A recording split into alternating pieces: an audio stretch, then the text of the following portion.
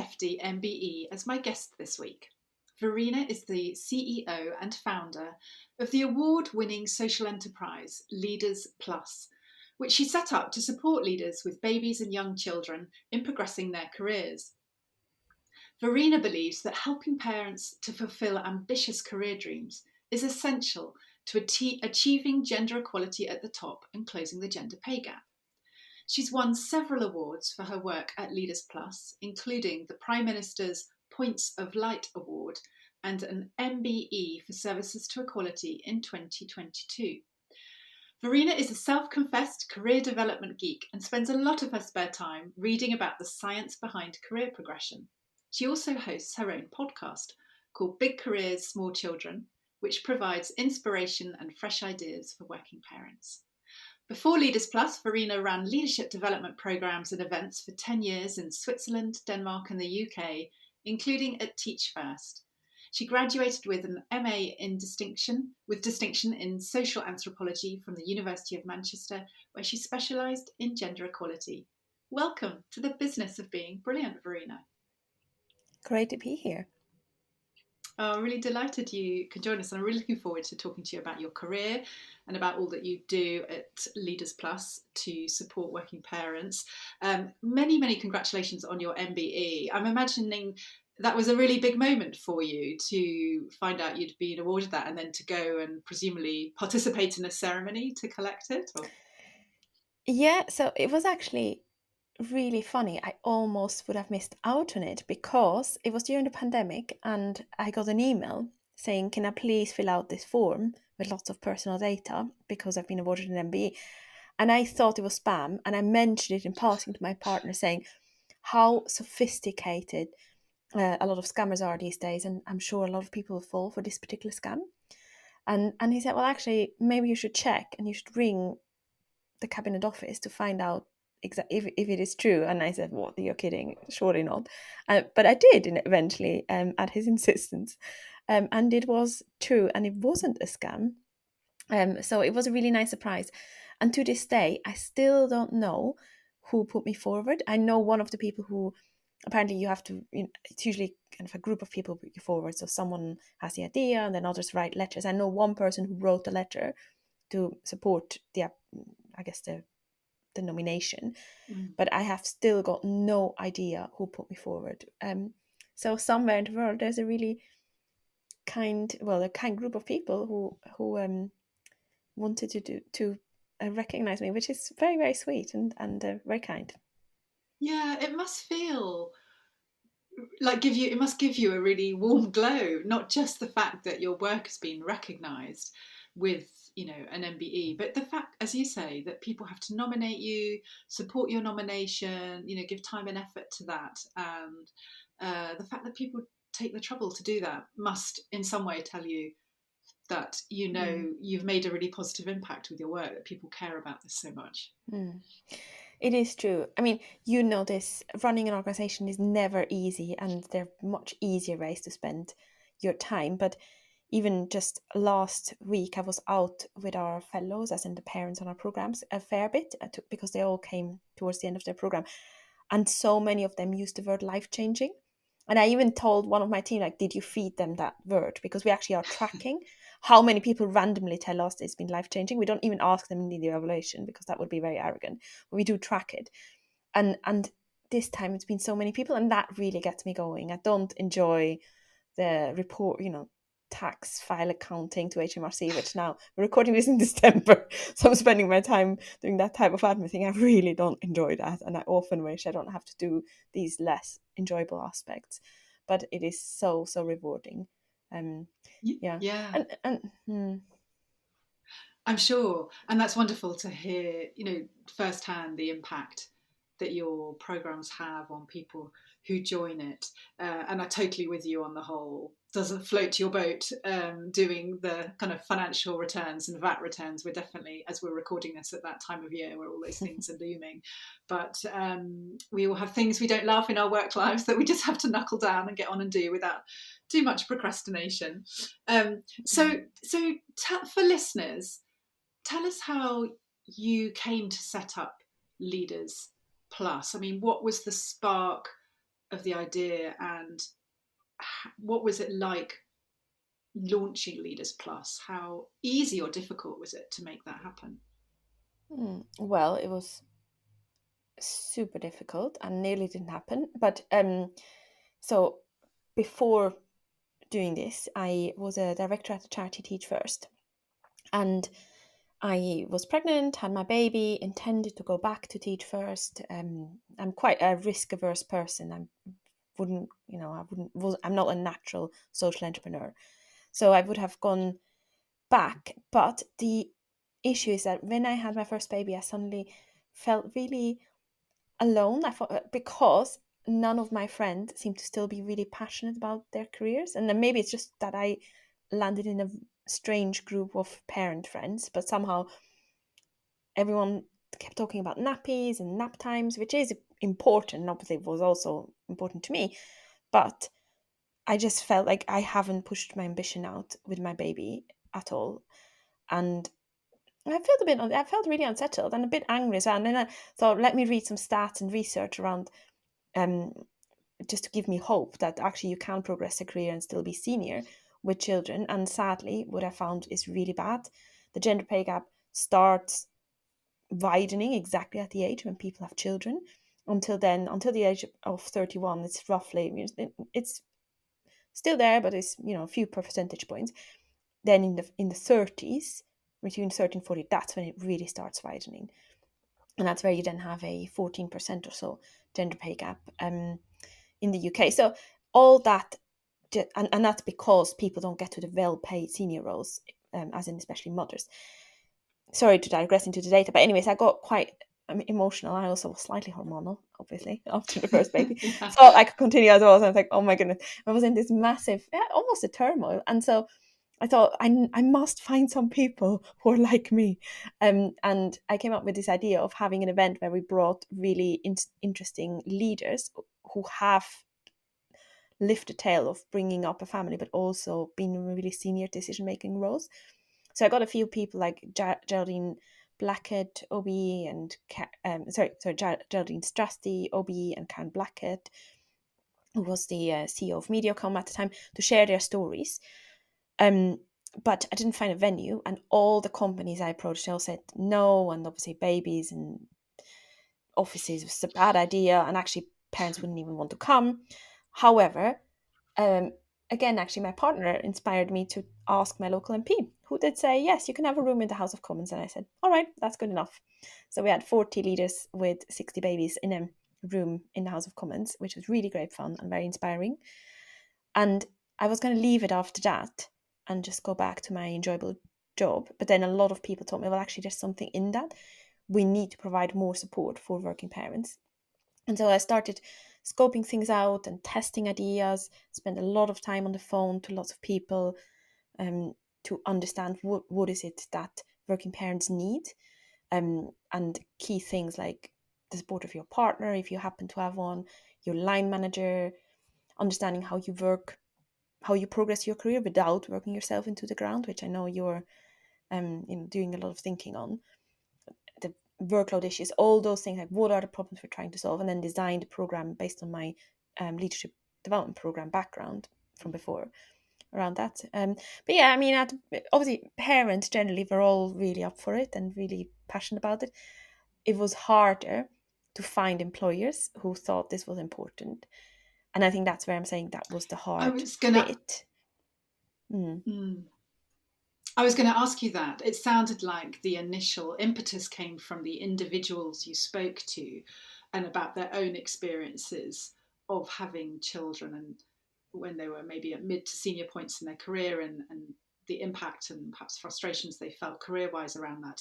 And I was going to ask you, at what point did you then start to engage with employers around this? Because I know, a lot of work has been done over recent years to highlight the particular challenge that working parents face, and to try and encourage employers to offer a lot of support. I used to work very much in that space in my previous role at what was City Parents, now Work Life Central. And I know there's lots of different organisations, but so I guess in some way you're also trying to find, the niche for Leaders Plus that's going to provide very specific support or a way of getting that across to people that isn't already being done. Is that right? Did you have to kind of try and figure that out with employers as well? I don't think, I mean, the niche was always clear. So our unique contribution is that we're experts in getting parents, mainly mothers, but not only, to more senior levels. So it's a very, very niche thing in that. And that is what helps to close the gender pay gap. I think it was more, and maybe you found this in your previous role as well, is that a lot of employers will say things about gender equality.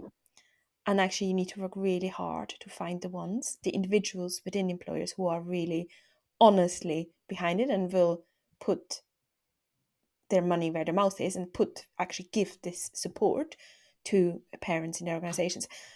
And I think what I found is it's never the big conglomerate. So we have some really big names that are working with us, BT, Santander, Salvation Army, but it's individuals within those organizations, within HR or learning development, who really understand and who are change makers within those organizations, who understand that things need to change, that we need more gender equality in senior leadership, and that mothers getting stalled in their careers is a root cause, and they want to drive change. So it's usually we work with quite radical. I hope nobody's listening to this and then stops working with us. But I think we work with quite radical people generally within that, and I think that was the big thing. At first, there was we have a lot of data around retention and so on, and the stats are really good. 60% of people that have been on our program have been promoted, even though they're mostly working flexible. That's all good, but actually, it's about connecting to these change makers internally. Yes, that's really interesting to hear, and I would totally agree. It just takes even just kind of one senior, influential, and super committed individual to get support off the ground and to get this on the agenda in an organisation.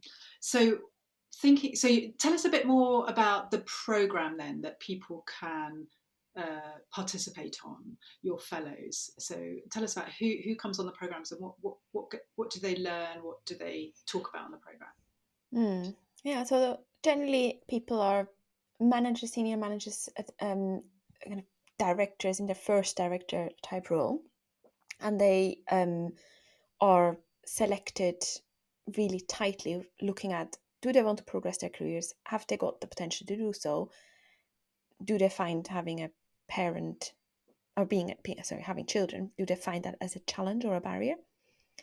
And then we also look at, are they willing to invest in the peer group? Because without showing off, our programs are really, really good. The content is excellent, the facilitators are excellent, but actually all that is negligible. What really matters is that the people are unique. So we've always been quite clear on recruiting people who are willing to invest in each other. And we interview people even, which you wouldn't usually do for this size of a program. And then over the 9 months, they identify, they look at their assumptions of what they think is holding them back and what it really is and how to overcome those barriers. They write a vision or draw or whatever. They think really deeply with their peers about what they want to achieve for family life, for careers. They look at research of what causes career progression, because it's quite often not the hard work. I mean, nothing against hard work, but that is not what leads to you getting promoted. And there are too many, especially women coming back from maternity leave, trying to prove themselves again, working extra hard. And the end result is you're burnt out, and someone who is great at other things, for example, managing their brand, gets promoted next to you. And then we look at the system. So we have, we know line managers are critical. So we have workshops with the line manager. We know if you are married or have a partner, that person is actually, there's a lot of research that your partner's conscientiousness has a massive impact on your pay. Wow. Yes. So, and just as an example, and it has an impact on other things as well. And that means we need to, sorry, I'm going into too much detail here, but No, that great. is what, this is what we, so that is why we include those, we include those systems, and we include senior leaders as well. And I think it's obviously designed for parents, but I was thinking, we always think about what is the magic and why does it work, because then you can scale it and replicate it. And we did an analysis last year with the people who had the highest impact. So, with the ones that mentioned the life-changing word. And the interesting bit is that the thing that the difference is that they obviously give them, they do all the basics of showing up and being present, but they experiment with the learning really after. I'm sure you've seen this as well in your work, but people, so now the whole program is really designed around these experiments. They're doing like quick, small 5 minutes experiments after each small session. Anyways, I'm going into too much detail. I do apologize, but you asked me the No, question. So. no, it's exactly what I was curious to hear about, because I was thinking I assumed that you obviously worked with the individuals about their own circumstances and their mindsets and their experiences and their ambitions. But I was curious to hear about how do you help them think about and address some of the organizational barriers that are in the way, right? Because we might be able to have influence over some things and have agency, but there are also some things out there in our organizations that can genuinely stop us from getting in and getting on in our careers. So it's really interesting to hear that you bring in the line managers and you bring in senior leaders, and also that you bring in other halves, because I've heard that particular point about you know the conscientiousness and making a really good choice in terms of your other half when you're raising kids, because it has such a massive impact on how easily you can navigate your work life and they can navigate theirs. I've heard CEOs and who've been single parents talk about that a lot as well, saying actually, picking the right life partner is just really critical, so that you can have all those conversations that you need to have day in, day out to manage the points of tension, the challenges, etc.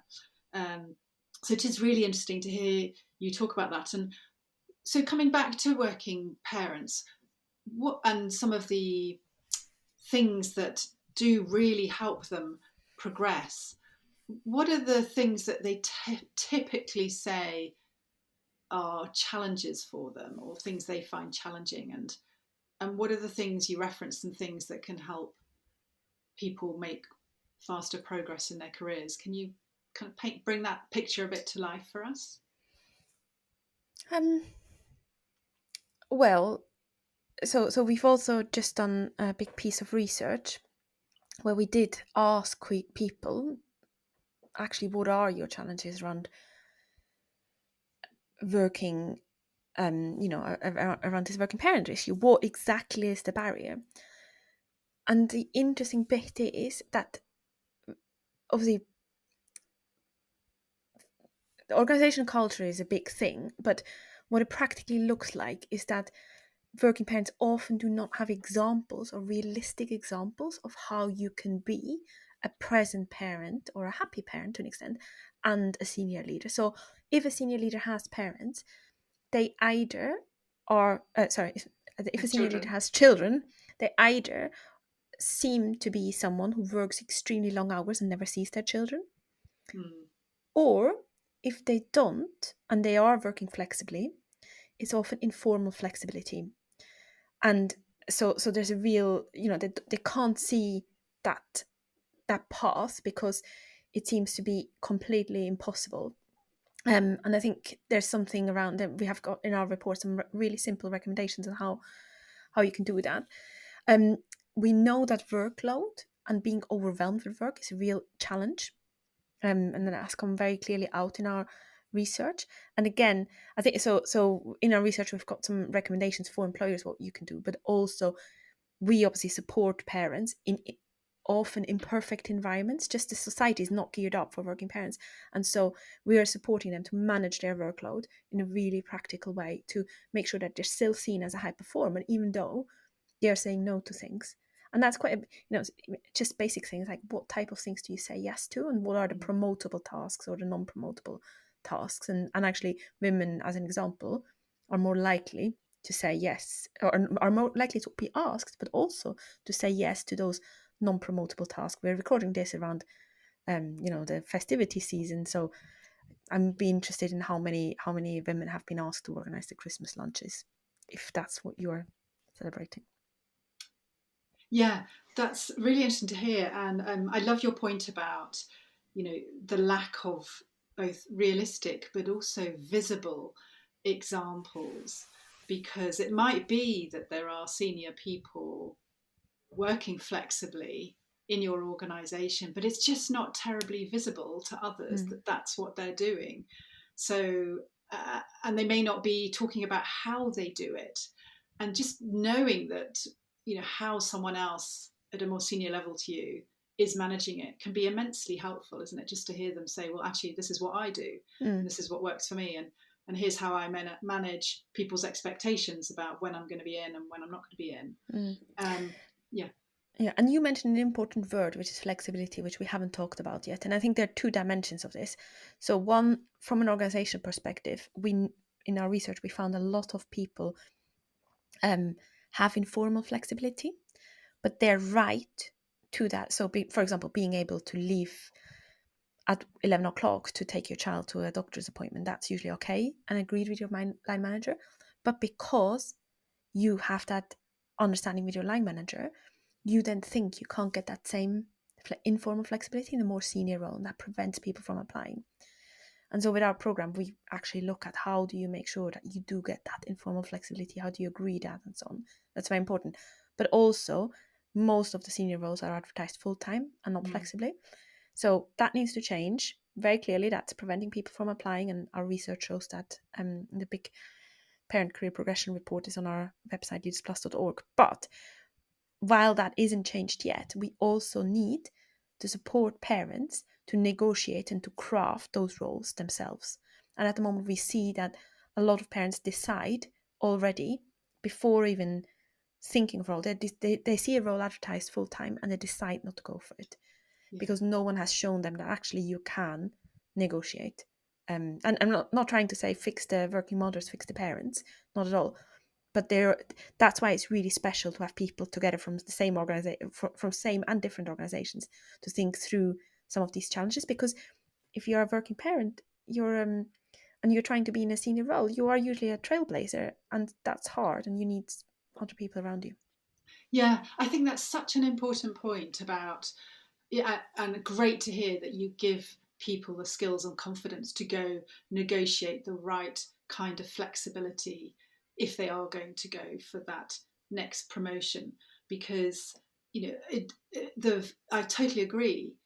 That by and large, most senior roles are full time, and if not full time, then well, not just full time, but always on, always available, eating into kind of most of your time outside of work if you're really running businesses and have big profit and losses that you manage as well.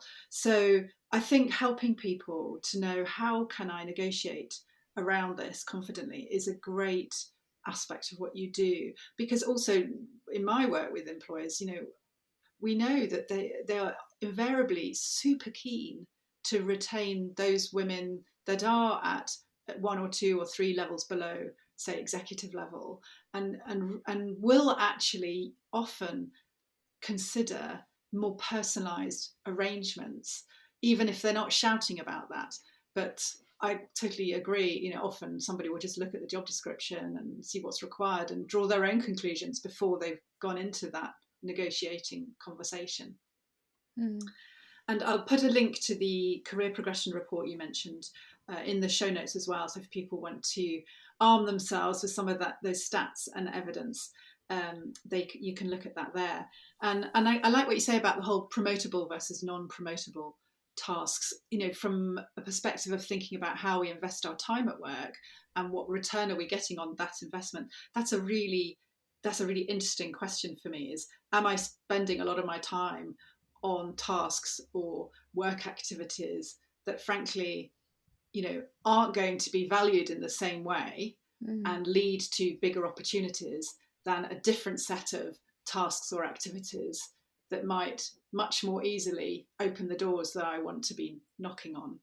And I find the real topic of productivity is something a lot of employers are really interested in, rightly so, because the UK is one of the least productive countries in the OECD. Yeah. And I think there is something in there. Working parents sometimes are not forced, but also they force themselves to work extra hard and extra long to just prove themselves that they've still got it. And then on the other hand, actually focusing on some of the right things and allowing working parents to be in charge of their time, that's what's going to make a difference. Yeah, absolutely. That whole, not just flexibility, but actually autonomy over how you craft your working day, your working week, so that you can put as much energy into your work tasks, right, as you can, and know that you still have a way to manage all those life and family responsibilities. Because as I know, any working parent listening to this will know, you might switch your laptop off or get home from the office, and then it might feel like the next shift starts because you've got hours of childcare or domestic stuff to turn around. So coming back to you, Verena, so I loved it at the beginning. You described yourself as quite risk averse and not a natural social entrepreneur. I mean, you've done incredibly well for someone that doesn't see themselves as a natural social entrepreneur, and you're obviously making a huge impact for the people that participate in your programs.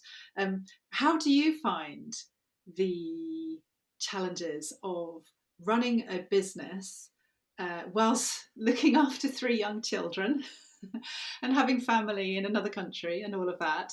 What have you learned about what works for you and what helps you kind of get that balance right enough of the time? So this is the place where I give all the expert advice on how it's done well. And then confess how you don't do any of it yourself. I'm with you on that. I mean, to be honest, I think um I think the biggest achievement is acceptance of imperfection. And Yeah. also, if you're lucky enough, obviously I'm sure every parent would say this, but if you're lucky enough to allow yourself to get help, I would also say just prioritizing. If so, a lot of people listening will be solo parents, I'm sure. If I think investing in relationships, whether you're solo or partner, is really important. So outside of the children. So for example, me and my partner we have in our diary twice a month that we go for a walk together. Because we don't have any family nearby who could look off, so we never have a date night, but we have a date walk. Usually happens once a month, but even that's an achievement. Or connect. I will prioritize connecting with my friends and so on. Yeah, and I think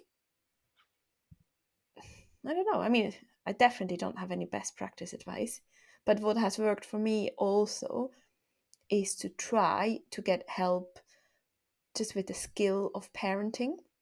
Now, I'm not an extremely skilled parent, but the parenting is a skill. And, I don't know if any of your listeners have friends who are teachers and who then have children. You can tell how they're interacting with their children, how they're setting boundaries and so on. It's a skill. So I've been very early on parenting programs. There's some brilliant evidence-based ones, and it just makes your life a bit easier if you know the basics. And you try not to, there's so many times where you inadvertently completely undermine yourself by breaking every single rule you ever set. And so I learned to do less of that. I'm still unbelievably imperfect, which my children will attest to very freely. I think, to be honest, it is not necessarily about the individual to make it work. It's about the people around you. Yeah, building the team. And that includes your children as well, doesn't it? And one of the things, I love your phrase, accepting imperfection. And I think that's also a great thing we can teach our children as they're growing up, right? Is not to aim for perfectionism, because that might drive all sorts of unhealthy behaviors and expectations and self-criticism if we think we're not doing well enough. But actually saying, well, there's going to be some things that I don't get round to, and that's okay. And there's going to be some things that I'm not going to shine at and do perfectly as well as someone else, and that's okay too. I think it's really healthy mindsets and conversations to be talking about. And I love your example of your time that you and your partner managed to find for walks together. My husband and I try and do something similar. We Yeah, we actually have, people laugh at us, but we have an hour in the diary every week, what we call home planning, and we go through all the diary stuff, all the practical stuff, holiday planning, you name it. It's a very functional meeting, but it Mm. totally works for us because we know we've got an allocated time and space to be doing that, and then we don't have to keep Yeah. asking each other about stuff when we're trying to concentrate on other things. So that really works for us. And then, like you, Yeah. we don't have lots of family nearby to help with childcare in the evening, so going out of an evening can feel quite expensive by the time you factor in, paid babysitters and all that, or childcare. So yeah, we try and make the most of the time that our child's in school, and sneak off for a lunch sometimes, and Mm. go and do something together, even if you say it's just a walk around the nearest field for us. So Mm. lovely to hear how you do all of that, and congratulations on you know launching and growing such an impactful organisation that is really making a difference to the working parents that join your programme, but also to the organisations that they work in, who are better Mm. understanding their parent employees' needs and ambitions. It's been fantastic talking with you, and I will put links to your podcast as well, and your programme in the show notes. Thank you so much for coming on the show and being a brilliant guest. It was a pleasure. Thank you so much for having me.